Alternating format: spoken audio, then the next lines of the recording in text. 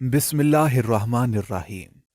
میرا دیور سب کو مہندی لگاتا تھا اور شرط لگاتا کہ جس بھی لڑکی کی مہندی کا رنگ گہرا آتا تو وہ انہیں ڈھیروں پیسے دیتا، اور جس کا رنگ ہلکا پھیکا آتا تو اس کی دیور سے لازماً شادی کروانی ہوتی۔ یوں بہت سی غریب عورتیں اپنی بیٹیوں کو مہندی لگوانے کا رسک لیتی تھیں کہ گہرا رنگ آنے پر انہیں ڈھیروں پیسے ملیں گے، اور جس کا بھی پھیکا رنگ آتا اس کی میرے دیور سے شادی ہو جاتی تھی۔ اور اس طرح ابھی تک وہ کئی لڑکیوں سے شادی کر چکا تھا۔ مجھے بھی پیسوں کی سخت ضرورت تھی، یوں میں نے بھی رسک لیا اور جا کے مہندی لگوا لی۔ ابھی ہاتھ سے مہندی اتری ہی تھی کہ میرا نام سائمہ ہے اور میری عمر 24 سال ہے۔ میں ایک خوبصورت لڑکی ہوں، اور جب میری شادی نہیں ہوئی تھی اس وقت بھی میرا شمار حسین لڑکیوں میں ہوتا تھا۔ یہ کہنا غلط نہ ہوگا کہ میرا شمار ان لڑکیوں میں تھا جو ہمیشہ سمارٹ رہتی ہیں۔ بچپن سے ہی میری خوراک اچھی تھی اور میں سب کچھ ہی کھا لیا کرتی تھی، جبکہ میری کزنز کے علاوہ دوستیں بھی اکثر اپنے وزن کو لے کر پریشان نظر آتی تھیں۔ کبھی ڈائٹنگ کرتی تو کبھی ورزش کرتی، مگر میں تو مزے سے بیٹھے ہی سموسے کھاتی اور رول مزے سے اڑاتی۔ اس کے باوجود میرے جسم پر 1 انچ بوٹی اضافی نہ چڑھتی تھی۔ ایسا کسا کسایا اور متناسب سراپا تھا کہ کچھ بھی پہن لیتی وہ مجھ پر سج جاتا تھا۔ یہ اللہ کی عطا کی ہوئی ایک عنایت تھی۔ اسی وجہ سے اکثر کزنز اور کبھی سہیلیاں بھی حسد کا شکار ہو جاتی تھیں۔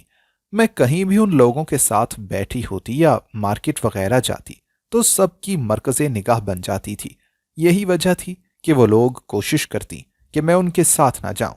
میں بھی اس وقت اپنی ہی موج مستی میں مست تھی، اور جب سب مجھے نظر انداز کرنے کی پالیسی اپناتے اس وقت میں کسی ملکہ جیسی شان سے اٹھتی اور خود ہی باہر نکل جاتی۔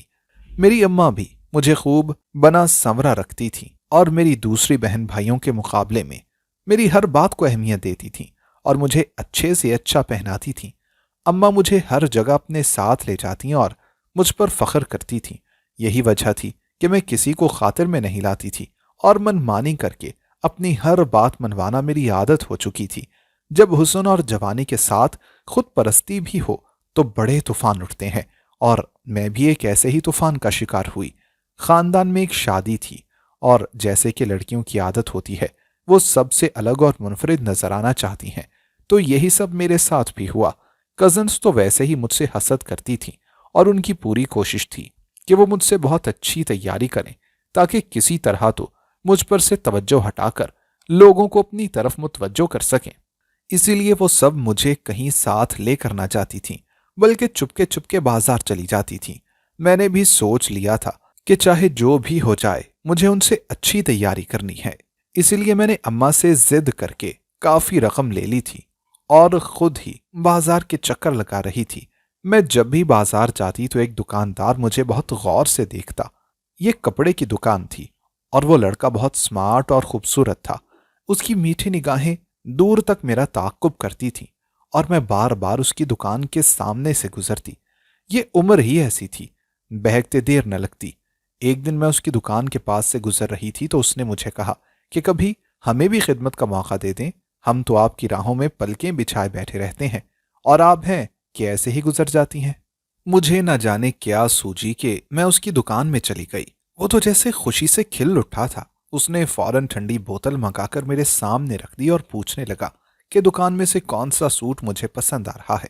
مجھے کپڑے تو لینے ہی تھے، اور اسی وجہ سے میں مارکیٹ گھوم رہی تھی، مگر میں وہ کپڑا لینا چاہتی تھی جو کسی اور دکان پر نہ ہو، کیونکہ مجھے پتا تھا کہ میری کزنز نے بھی اسی مارکیٹ سے کپڑے لیے ہوں گے۔ میں نے اسے بھی یہی کہا کہ مجھے سب سے منفرد اور خوبصورت لباس دکھائے۔ اس نے کہیں دکان کے اندر سے 1 2 خوبصورت سوٹ نکالے اور کہنے لگا کہ یہ میری دکان کے سب سے مہنگے سوٹ ہیں، اور پوری مارکیٹ میں کہیں اور آپ کو نہ ملیں گے۔ مجھے بھی لگا کہ وہ ٹھیک ہی کہہ رہا ہے، کیونکہ وہ سب سے منفرد اور خوبصورت لگ رہے تھے۔ میں نے کہا ٹھیک ہے، میں تمہاری بات پر یقین کر لیتی ہوں، اور اسے سوٹ پیک کرنے کا کہا، مگر جب میں اسے قیمت دینے لگی تو اس نے لینے سے انکار کر دیا۔ مجھے بڑی حیرت ہوئی کہ اتنے مہنگے سوٹ وہ مجھے بغیر قیمت کے دے کیوں رہا ہے آخر، مگر وہ میرے آگے ہاتھ جوڑ کر کھڑا ہو گیا اور کہنے لگا کہ اگر آپ نے یہ سوٹ نہ لیے تو میں انہیں آگ لگا دوں گا۔ میں نے بڑی کوشش کی، مگر اس کے جذبات کی شدت کے آگے مجبور ہو گئی۔ जबकि मैं कोई ऐसी लड़की न थी जो लोगों से फवाइद हासिल करे। मगर उसने कुछ इस तरह अपनी बातों में उलझाया कि मैं सूट उठा लाई और अपना दिल वहीं छोड़ आई। शादी की तकरीब में एक बार फिर मैं सब पर सबकत ले ही गई थी, और मेरी सारी कजन्स मुझे देख देख कर हसद से कोयला हुई जा रही थी। मगर मुझे इस सब की ऐसी खुशी महसूस नहीं हो रही थी जैसी होनी चाहिए थी, और उसकी सबसे बड़ी वजह थी वक़ार। उस मार्केट वाले खूबरू लड़के ने मुझे अपना नाम वक़ार बताया था। मेरा दिलो दिमाग उसी में उलझा रहा, और मैं पूरी शादी में गुमसुम सी रही। इस उम्र की मोहब्बत भी तो ऐसी ही होती है, जो सर चढ़कर बोलती है। मैं भी उसी का शिकार हो चुकी थी। शादी खत्म हो चुकी थी, और मेरे पास फिलवक्त मार्केट जाने और वक़ार से मिलने का कोई बहाना मौजूद न था। दूसरी बात यह हुई कि शादी के फौरी बाद मेरे लिए एक साथ 3-4 रिश्ते आ गए थे। घर में इसी के बारे में सरगोशियां हो रही थीं। एक दो रिश्ते तो काफी अच्छे थे, और मेरे माँ बाप उन पर गौर कर रहे थे। दूसरी जाने मुझे ये सब कुछ बिल्कुल अच्छा नहीं लग रहा था। कोई और मौका होता तो मैं इतराती फिरती, मगर अभी तो मेरे सर पर कच्ची उम्र की पहली मोहब्बत का खुमार सर चढ़कर बोल रहा था। मैं किसी मौके की तलाश में थी, और अम्मा को बाजार से कुछ सामान चाहिए था, मगर उनके घुटने में दर्द था। मैंने फौरन अपने आप को पेश कर दिया और अम्मा से पैसे लेकर मार्केट चली आई। मैं सीधी वक़ार की दुकान पर पहुंची। वो भी मुझे देखकर खुश हो गया। ऐसा लग रहा था कि हम दोनों ही इतने दिन बेकरार रहे थे। मैंने उसे कहा कि घर वाले मेरा रिश्ता तय करने लगे हैं, और अगर तुम मुझसे मोहब्बत करते हो तो अपने घर वालों को रिश्ते के लिए मेरे घर भेजो। वो ये सुनकर एकदम परेशान हुआ। फिर उसने मुझे तसल्ली दी कि वो जल्द ही इस सिलसिले में कुछ करेगा। मैं खुशी खुशी घर आ गई। अम्मा ने दूसरे दिन मुझे बुलाकर कहा कि मेरे लिए आए हुए रिश्तों में से एक रिश्ता फाइनल करना है। मगर मैं ये सुनते ही भड़क उठी, और अम्मा से साफ कह दिया कि मैं अपनी पसंद से शादी करूंगी, और मेरे लिए आने वाले रिश्तों में से मुझे कोई भी पसंद नहीं है। मुझे बिल्कुल दिलचस्पी नहीं। अम्मा हैरत से मेरी शक्ल देखने लगी। फिर पूछा कि क्या मैं किसी को पसंद करती हूँ। मैंने कह दिया हाँ, मैं किसी को पसंद करती हूँ, और वो भी मुझे पसंद करता है, और बहुत जल्द वो मेरा रिश्ता लेकर आएगा। अम्मा ने मुझे बहुत कहा कि ये रिश्ता जो उन्होंने पसंद किया है बहुत अच्छा है, और मैं वहां बहुत खुश रहूंगी। मगर मेरे सर पर तो मोहब्बत का भूत सवार था। मैंने अम्मा की बात एक कान से सुनकर दूसरे से निकाल दी। उन दिनों मैं अपने ही ख्वाबों की दुनिया में मगन थी। कुछ दिन के बाद मैंने फिर वकार से मुलाकात की, तो वो काफी परेशान नजर आया। उसने रिश्ता भेजने के मेरे इसरार पर कहा कि वो तो बस 2 भाई ही हैं, और उनके वालिदैन का इंतकाल हो चुका है। बाकी कोई करीबी रिश्तेदार नहीं है। जो हैं वो भी दूसरे शहर में रहते हैं, और वो यहाँ कारोबार की वजह से रह रहा है। मैं ये सुनकर काफी परेशान हो गई थी, क्योंकि मेरा तो लंबा चौड़ा खानदान था, और मुझे इल्म था कि मेरे घर वाले किसी ऐसे लड़के से मेरी शादी हरगिज न करेंगे जिसका कोई खानदान या रिश्तेदार ना हो। मैं सोचों में गिरफ्तार घर चली आई। अब मुझे कुछ समझ ना रही थी कि मैं कैसे अपनी मोहब्बत को हासिल करूं। अम्मा भी बार बार मेरी तरफ सवालिया निगाहों से देखती थीं कि कब मेरा बताया हुआ रिश्ता आएगा। मगर मैं क्या कहती। आखिरकार मैंने अम्मा को सारी बात बता दी। ये सुनकर अम्मा मुझे कोसने लगी कि मैं क्यों अपनी जिंदगी बर्बाद करना चाह रही हूं, और इतने अच्छे रिश्तों को छोड़कर एक ऐसे लड़के से शादी की ख्वाहिशमंद हूं जिसका कोई खानदान ही नहीं है। मगर मैंने कहा जो है वो यही है। मुझे इस बात पर कोई एतराज नहीं, और मुझे तो वकार के साथ जिंदगी गुजारनी है। बस मेरी शादी उससे करवा दें। अब ये बात मेरे अब्बा को भी पता चल चुकी थी, और मेरे घर से बाहर निकलने पर पाबंदी लगा दी गई थी। मगर मैंने नींद की गोलियां खा ली और मरने वाली हो गई। आखिरकार मेरे माँ बाप ने मेरी बात मानकर मेरी वकार से शादी के लिए हामी भर ली, मगर साथ ही मुझे कह दिया कि इस शादी के बाद हम तुमसे कोई ताल्लुक न रखेंगे, और तुम फिर पलटकर यहां मत आना। मेरे सर पर तो उस वक्त अपनी मोहब्बत को पाने का भूत सवार था, इसलिए मैंने किसी भी बात की परवाह न की, और तमाम शराइत को मानते हुए वकार से शादी पर तैयार हो गई। वकार अपने भाई और कुछ दोस्तों के साथ बारात लेकर आया, और मैं रुखसत होकर उसके साथ चली गई। वकार बहुत अच्छा था, मेरा बहुत ख्याल रखता था, पर मुझे उस घर में आकर एक बात बहुत अजीब लगी थी। मेरा देवर हर वक्त मेहंदी हाथ में पकड़े रखता था। एक दिन मैंने उसके पास देखा कि एक औरत आई हुई थी जो काफी परेशान लग रही थी, और साथ ही अपनी बेटी के हाथ पर मेहंदी भी लगवा रही थी, और मैं हैरत से अपने देवर को देख रही थी। मेहंदी लगवाने के बाद वो लड़की मेहंदी धोने गई और मैं तजस्सुस से उसे देख रही थी। वो लड़की जब मेहंदी धोकर आई तो उसके चेहरे पर परेशानी छाई हुई थी। उसने अपने हाथ मेरे देवर को दिखाए तो वो उस लड़की की मां से कहने लगा, करवा दो अपनी बेटी का निकाह मुझसे। और मुझे हैरत हुई जब उस लड़की की अम्मा उसके साथ निकाह के लिए मान गई। मैं सोचे जा रही थी कि आखिर ये क्या मामला था, और मेरे देवर ने फौरन से उस लड़की से निकाह भी कर लिया।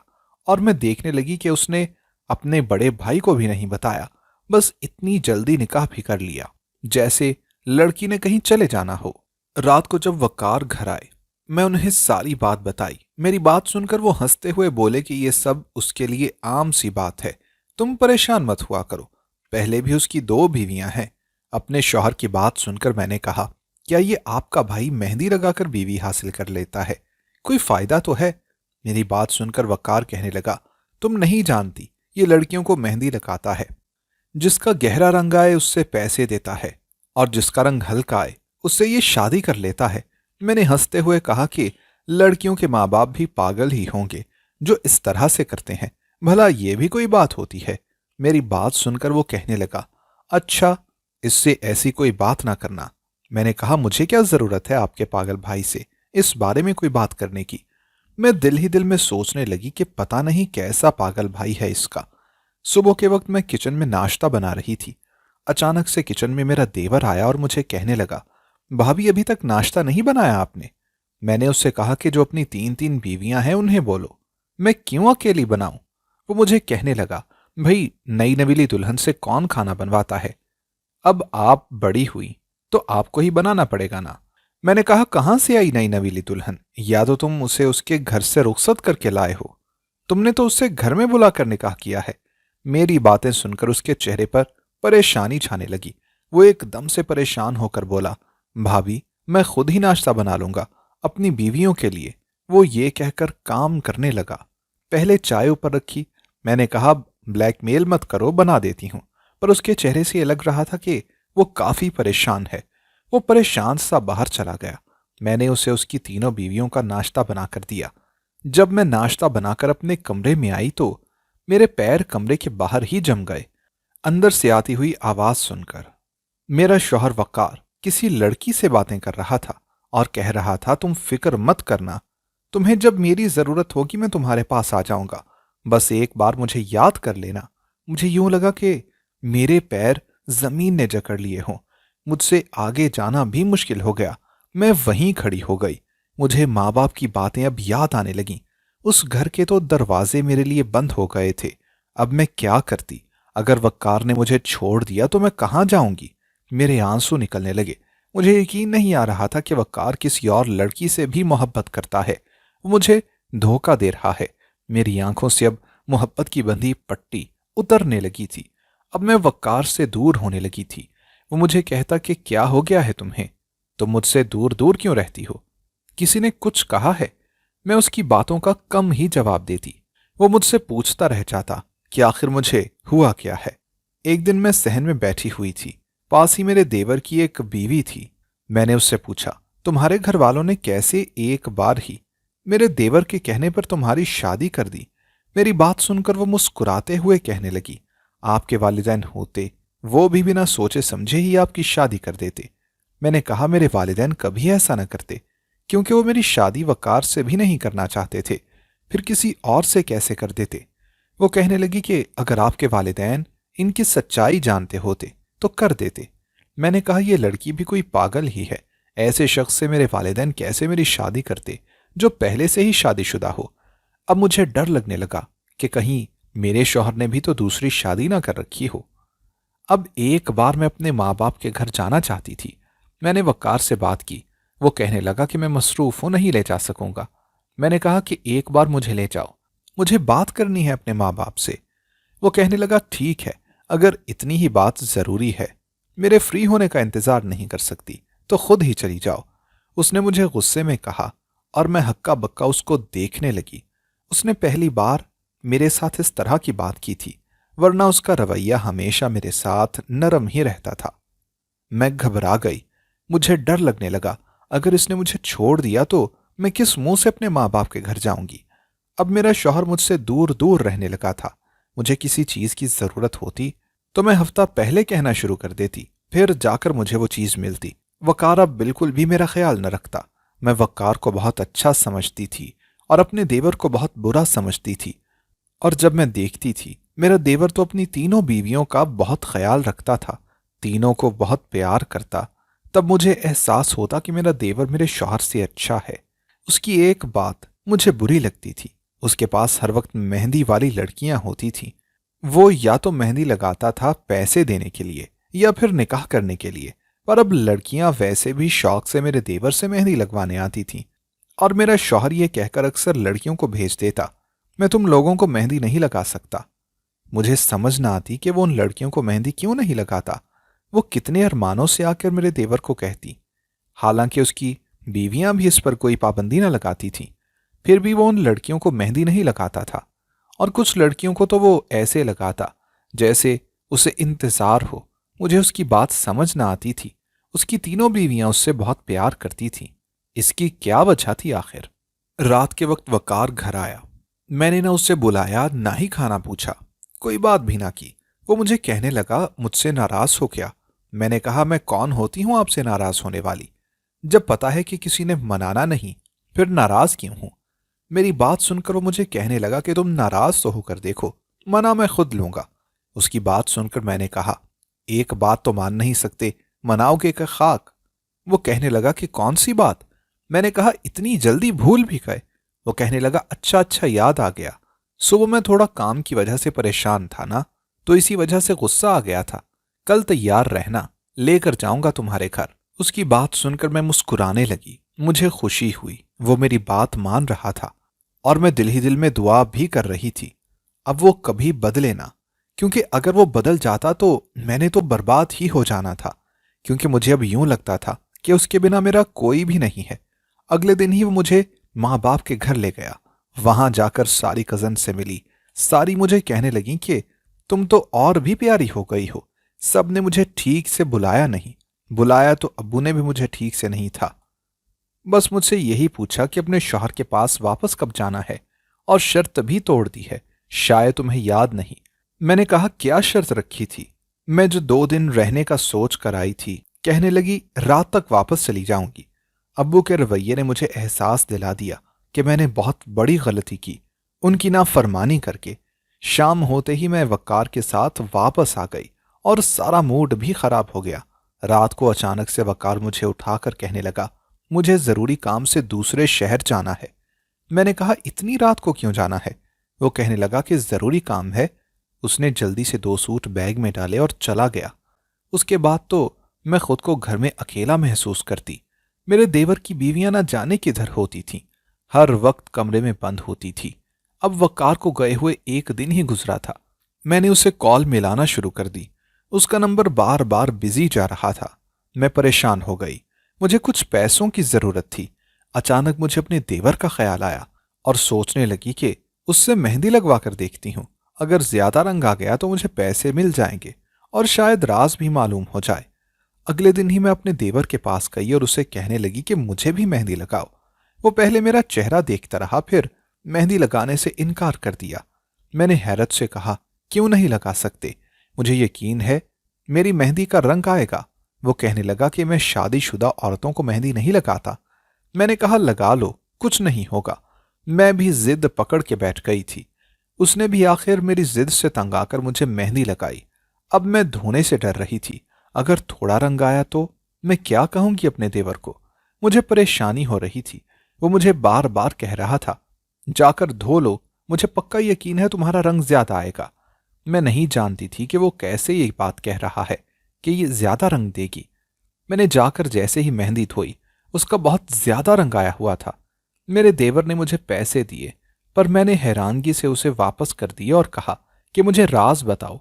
वो हंसता हुआ बोला, भाभी अब आपसे क्या छुपाना, जानती हैं मेरे इस काम में मेहंदी का कोई कमाल नहीं है। दरअसल मेरे पास 2 किस्म की मेहंदियां हैं, एक का रंग ज्यादा आता है, एक का कम।